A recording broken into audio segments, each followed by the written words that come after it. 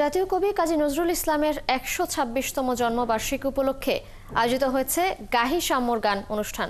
শনিবার রাজধানীর খাবারবাড়ি কৃষিবিদ ইনস্টিটিউট মিলনায়তনে প্রধান অতিথি হিসেবে উপস্থিত ছিলেন মৎস্য ও প্রাণী সম্পদ মন্ত্রণালয়ের উপদেষ্টা ফরিদা আখতার। বিস্তারিত আরিফ হকের প্রতিবেদনে। কাজী নজরুল ইসলামের সকল সৃষ্টি থাকুক চির অমলিন, এই প্রতিপাদ্য সামনে নিয়ে তরুণদের মধ্যে কবির সাম্যবাদী ভাবনা, সৃজনশীলতা ও সংগ্রামী চেতনা নতুন প্রজন্মের মাঝে ছড়িয়ে দেওয়ার আয়োজন গাহি সাম্যের গান। আয়োজক সাপ্তাহিক সাম্প্রতিক দেশকাল।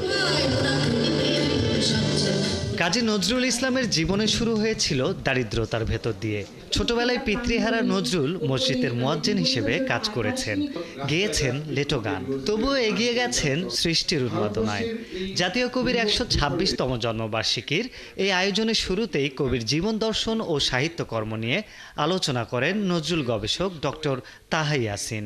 রবীন্দ্রনাথ ঠাকুর জীবিত, আরেকদিকে চিত্তরঞ্জন দাস, সুভাষচন্দ্র বসু এবং রাজনৈতিক অঙ্গনে মহাত্মা গান্ধী, লালা লাজপত রায়, এরকম ভারতবর্ষের তখন প্রতিভার মিছিল। এই মিছিলের মধ্যে নজরুল এমন একটি শক্তি নিয়ে ২০০ বছরের শৃঙ্খল ভাঙার জন্য সামনে আসলেন যে সাহিত্য, রাজনীতি এবং তার শারীরিক উপস্থিতি বাংলার সেই সময়ে বিপ্লববাদীদেরকে অনুপ্রাণিত করেছিল এবং মুখে মুখে তাদের উচ্চারিত হয়েছিল নজরুলের কবিতা ও গান। অনুষ্ঠানে প্রধান অতিথি ছিলেন গণপ্রজাতন্ত্রী বাংলাদেশ সরকারের মৎস্য ও প্রাণী সম্পদ মন্ত্রণালয়ের উপদেষ্টা ফরিদা আক্তার। তিনি বলেন, জুলাই গণ অভ্যুত্থানে নজরুলের চেতনা অনুপ্রেরণা দিয়েছে তরুণদের। কাজী নজরুল ইসলাম আমাদের এত বেশি জীবনের সাথে জড়িয়ে আছেন এবং থাকবেন, আগামীতেও থাকবেন।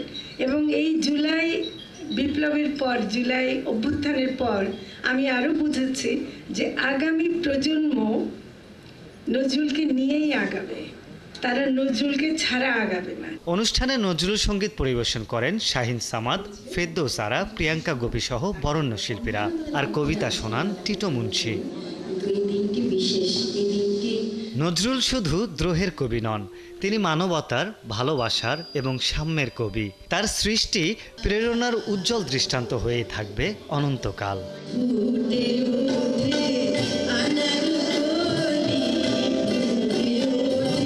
আরিফ হক, ৭১, ঢাকা।